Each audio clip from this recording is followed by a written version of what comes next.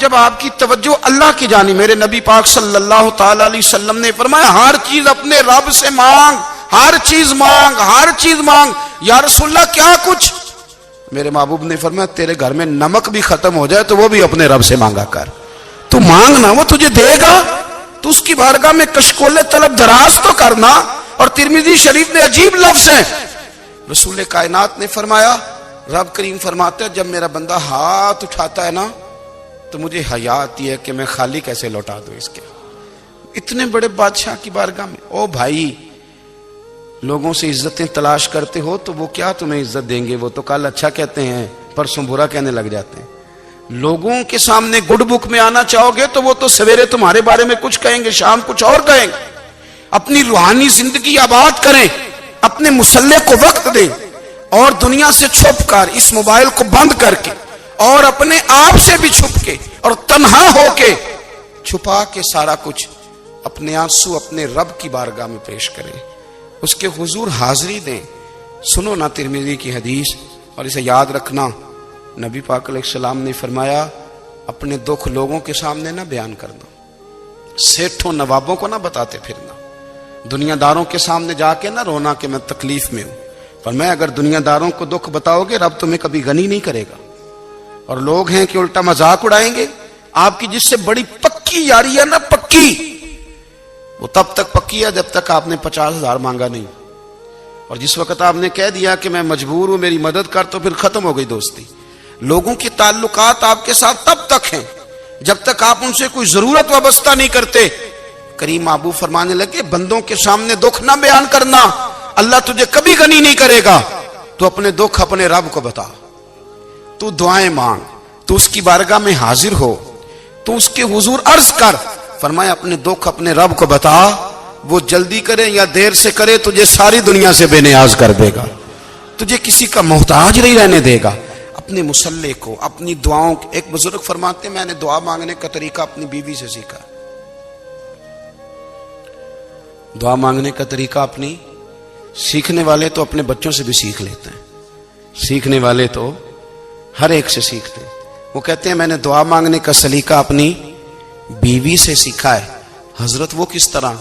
فرمانے لگے میری بیوی نے نا مجھے کوئی کام بتایا، کچھ پیسوں کی ضرورت کے لیے کہا، تو میں نے اسے کہا کہ بھئی ابھی میرے پاس نہیں ہے، کچھ دنوں میں آتے ہیں تو میں دے دوں گا۔ عورتوں کی عادت ہوتی ہے وہ بار بار یاد کراتی ہیں، 2-4 دنوں کے بعد پھر اس نے کہا حضرت وہ میں نے کہا تھا کچھ پیسے، میں نے اسے کہا کہ ابھی میرے پاس نہیں ہے، کچھ دنوں میں ملتے ہیں تو میں تمہیں دے دوں گا۔ اس نے کچھ دنوں کے بعد پھر کہا حضور وہ میں نے کچھ پیسے کہے تھے۔ فرماتے میں نے ڈانٹ دیا، میں نے کہا کہ کیا تو روز مجھے شرمندہ کرتی ہے، کہا نا میرے پاس نہیں ہے، ہوں گے تو دے دوں گا، تو روز یاد کراتی ہے۔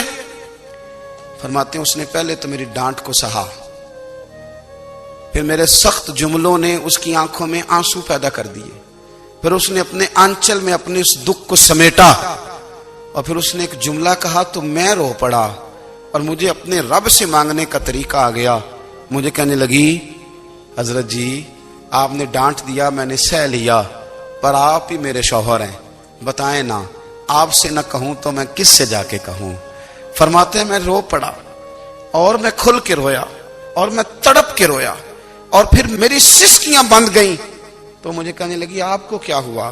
میں نے کہا مجھے بھی دعا مانگنی آ گئی ہے، جب میں اسے کہوں گا نا اللہ تو ہی میرا رب ہے، میں تجھ سے نہ کہوں تو میں کس سے جا کے کہوں؟ میں کیوں کسی بندے سے سوال کروں؟ میں کیوں کسی دنیا دار سے کہوں؟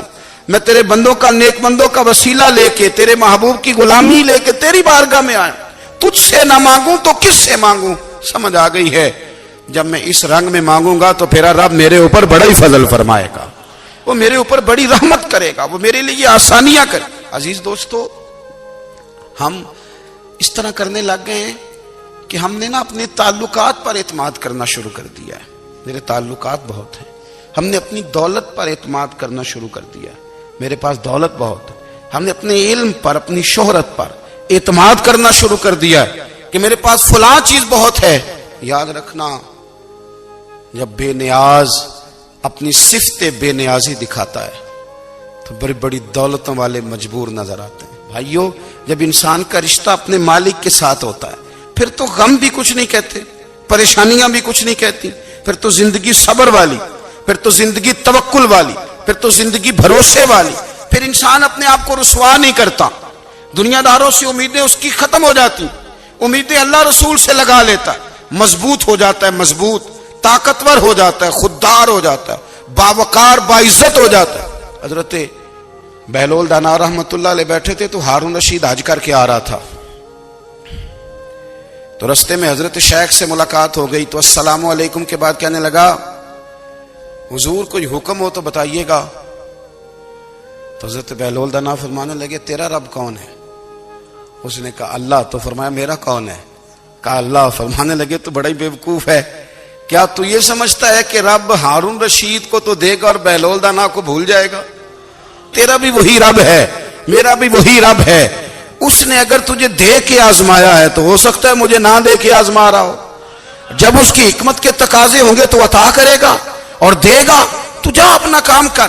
بھائی اپنی روحانی زندگی، اپنی عبادات، اپنے وظائف، اپنے روزمرہ کے معاملات، اپنی دعائیں، اپنا استغفار، دیکھو کوئی مشکل کام تو نہیں، 2 رکوع ہیں سورہ واقعہ کے اگر رات کو پڑھ لی جائے تو۔ میں کس طرح یہ بات بیان کروں کہ تعویذ بانٹنا آسان ہے اور وظیفہ بتانا مشکل ہے؟ سارا دن تعویذ بانٹیں تو لوگ لینے کو تیار ہیں، اور اگر آپ وظیفہ بتائیں تو کہتے ہیں تو مشکل کام ہے۔ او خدا کے بندے، اگر آپ کا تعلق قرآن پاک کے ساتھ مضبوط ہو، قرآن پاک کے ساتھ اگر آپ کا رشتہ ہو، لوگ سفارشیں ڈھونڈتے ہیں نا دنیا میں، کوئی تعلق مل جائے تو میرا کام ہو جائے، دنیا میں اتنا مشکل معاملہ ہے، آخرت میں مجھے بتائیے گا کتنا مشکل معاملہ ہوگا۔ میرے نبی پاک صلی اللہ تعالی علیہ وسلم نے فرمایا جو لوگ سورہ ملک پڑھا کرتے تھے نا، سورہ ملک، یہ سورت ملک قیامت میں ان کی سفارش کرے گی، اور اس طرح کرے گی کہ کہے گی اے اللہ یہاں اس بندے کو جنت میں داخل کر دے یا مجھے قرآن پاک سے علیحدہ کر دے، تو رب فرمائے گا جا اس کا دامن تھام کے اسے جنت تک پہنچایا۔ آپ بات کو سمجھیں، جب آپ کے تعلقات اپنے معاملات کے ساتھ مضبوط ہوں گے، یہ نبی کریم نے وعدہ کیا ہے کہ تو سورت واقعہ پڑھ تیرے گھر میں فاقہ نہیں آئے گا۔ حضرت عبداللہ ابن مسعود رضی اللہ تعالیٰ عنہ بیمار تھے تو حضرت عثمان غنی رضی اللہ تعالیٰ عنہ تیمارداری کے لیے تشریف لے گئے اور جا کر کے کہا کہ آپ بڑے بیمار ہیں، آپ کی بیٹیاں زیادہ ہیں، میں چاہتا ہوں کہ خزانے میں سے کچھ مدد کروں۔ تو سیدنا عبداللہ ابن مسعود رضی اللہ تعالیٰ عنہ اٹھ کے بیٹھ گئے اور کہنے لگے امیر المومنین اللہ آپ کو میری طرف سے، میری بیٹیوں کی طرف سے بہتر صلہ دے، میری بیٹیوں کو کسی خزانے کی ضرورت نہیں، میں نے انہیں خزانہ دے دیا ہے۔ کہا جناب آپ نے کون سا خزانہ دیا ہے، میں آپ کے مالی معاملات کو جانتا ہوں۔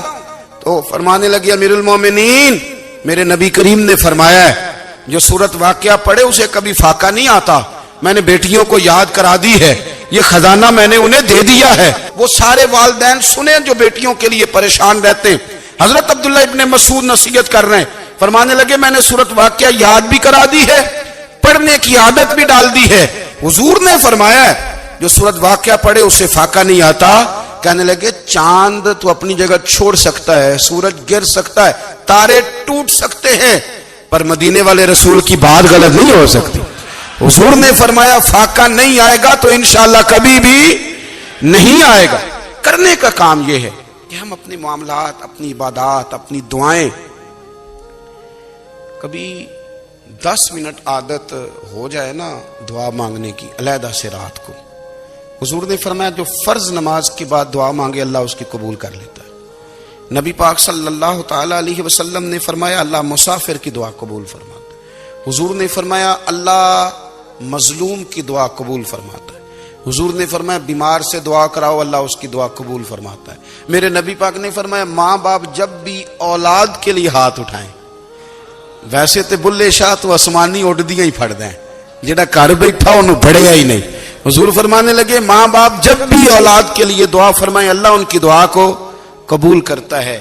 آپ اپنا تعلق بنائیں، دعا کے ساتھ، عبادت کے ساتھ، مصلی کے ساتھ رشتہ بنائیں، استغفار پڑھیں۔ صلاح الدین ایوبی صلیبی جنگوں میں تھے، رات کو مسجد اقصیٰ میں نماز پڑھی تو پریشان تھے،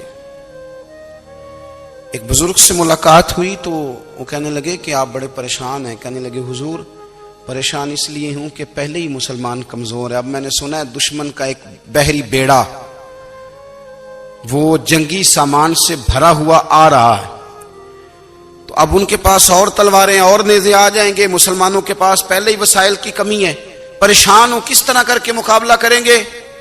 یہ بات کہتے ہی صلاح الدین ایوبی نے بزرگوں سے کہا حضور آپ بھی دعا کرنا، دعا کی بڑی طاقت ہے۔ میرے نبی پاک نے فرمایا دعا مومن کا ہتھیار ہے، دعا مومن کا حضور نے فرمایا تقدیر کو سوائے دعا کے کوئی چیز نہیں بدل سکتی، دعا مومن کا ہتھیار ہے، یہ کافر کے پاس کوئی نہیں، یہ ہتھیار ہے مومن کا۔ اللہ کرے آپ کو سمجھ آئے، پھر سنیں، کئی بار کہہ چکا ہوں، یہ ہتھیار ہے کافر کے مقابلے میں، جو تیرے پاس سب سے بڑا ہتھیار ہے وہ دعا ہے۔ دعائیں کرانی چھوڑ دی، کرنی چھوڑ دی، لینی چھوڑ دی۔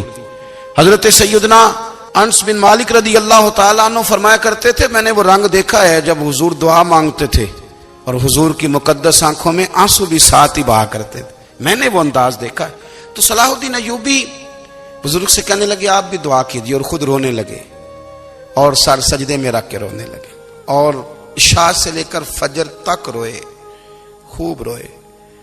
صبح وہ بزرگ آئے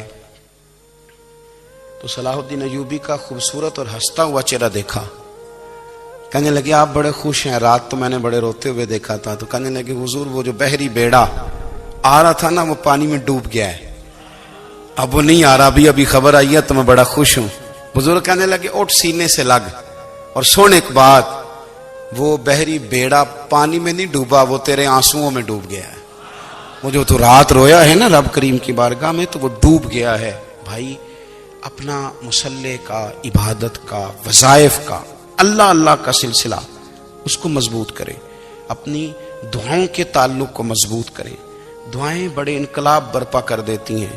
ہم تھوڑے تھوڑے نا جب سے خشک ہوئے ہیں نا، خشک، اور میری تو جماعت ہی صوفیاء کی جماعت تھی، ہم تو داتا علی اجمیری کی جماعت سے، ہم تو خواجہ اجمیری کی جماعت سے، ہم تو شیخ احمد فاروق سرہندی کی جماعت سے، ہم تو صوفیاء کی جماعت۔ ہماری جماعت نے بھی وہ تعلق جو ہمارے بزرگوں نے بنایا تھا۔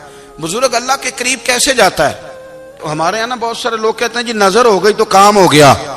بھائی جو بخاری مسلم میں طریقہ ہے نا اللہ کا قرب پانے کا، وہ تو نفل ہے۔ نبی کریم علیہ الصلوۃ والسلام نے فرمایا بندہ نفلوں کے ذریعے رب کے قریب جاتا ہے، اور اتنا قریب جاتا ہے کہ پھر اللہ اس کی زبان بن جاتا ہے، اللہ اس کی آنکھیں بن جاتا ہے، کان بن جاتا ہے، ہاتھ اور پیر بن جاتا ہے۔ تو یہ تو عبادت ہے، یہ تو اللہ کی بارگاہ کی حاضری ہے جو آپ کو اللہ کے قریب کرے گی۔ تو اپنے نماز کو اہمیت دے کے ادا کریں، نمازیں موبائل بند کر کے ادا کریں۔ لیکن نا کچھ لوگ کہتے ہیں مجھے ٹائم نہیں ملتا نماز کا، تو میں کہتا ہوں یہ آپ نے بڑی جرت کی بات کی ہے۔ مجھے کو میرا پیر بھائی کہہ دینا میرے پاس ٹائم نہیں آپ کو ملنے کا، تو میں کہتا ہوں آج کے بعد آنا ہی نہ۔ تو کیا سمجھتا ہے تو بہت بڑا آدمی ہے، تیرے پاس ٹائم نہیں ہے اور ہمیں ملنے کا ٹائم، موج کر۔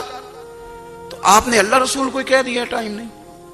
اور عجیب فلسفہ ہے نا، کہا جائے نماز پڑھنے آؤ تو کہتے ہیں کپڑے ٹھیک نہیں، اور کہا جائے کہ آؤ ذرا دعوت پہ چلیں تو کہتے ہیں 1 منٹ ٹھہر میں کپڑے بدل کے آیا۔ نماز کے لیے کہا تو کہتے ٹھیک نہیں، دعوت کے لیے کہا تو کہتا میں ذرا تیاری کر لوں، یوں جانا مناسب نہیں۔ یہ معاملہ ٹھیک نہیں۔ رب تو فرماتا ہے کہ جب تو مسجد میں آ تو زینت اختیار کر کے آ، خوب ذوق سے دعا مانگے، خوب شوق سے نماز پڑھیں، خوب استغفار کا مزاج بنائیں۔ آپ لوگوں کے بیچ رہ کے سکھ حاصل کرنا چاہتے ہیں، لیکن آپ کو پتہ ہے کئی مہینے غار حرا میں رہنا بھی مدینے والے محبوب کا طریقہ ہے۔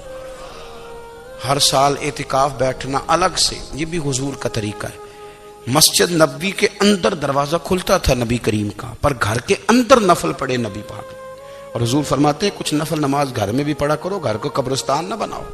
ہمارا گھر اللہ کے ذکر سے آباد ہوگا اگر ہم نماز پڑھیں گے نا۔ میں جب سنت پڑھنے کے لیے گھر میں کھڑا ہوتا ہوں تو میرا جو 2.5-3 سال کا بیٹا ہے نا، وہ بھی میرے ساتھ نماز پڑھنی شروع کر دو۔ اسے پتہ کوئی نہیں نماز کیا ہوتی ہے، لیکن وہ بھی نا سجدہ نہ بھی کرنا ہے تو ساتھ لیٹ ضرور جاتا ہے۔ پتہ چلا بچے لیکچر دینے سے نماز نہیں پڑھتے، نماز شروع کر دیں تو بچے بھی شروع کر دیتے ہیں۔ ہم جب پریشان ہوتے ہیں تو لیکچر دیتے ہیں، تو لیکچر تو باہر شاید چل جائے، گھر میں کیسے چلے گا؟ گھر میں تو عمل چلے گا۔ تو میرے عزیز، آج کے اس روحانی اجتماع میں ہمارے دوستوں نے جو محنت کی، ہم نے بار بار اپنی نیت سے پوچھا خدا ہمیں معاف کرے اگر کوئی ذاتی شہرت ہے، کوئی ہمارے ذاتی مفادات ہیں، رب ہمیں ہدایت دے۔ ہماری یہ خواہش تھی کہ روحانی اجتماع ہمیں تھوڑا سا اللہ اور اس کے رسول کے جانب مائل کرے، کچھ ہمارا رشتہ مصلے کے ساتھ مضبوط کرے.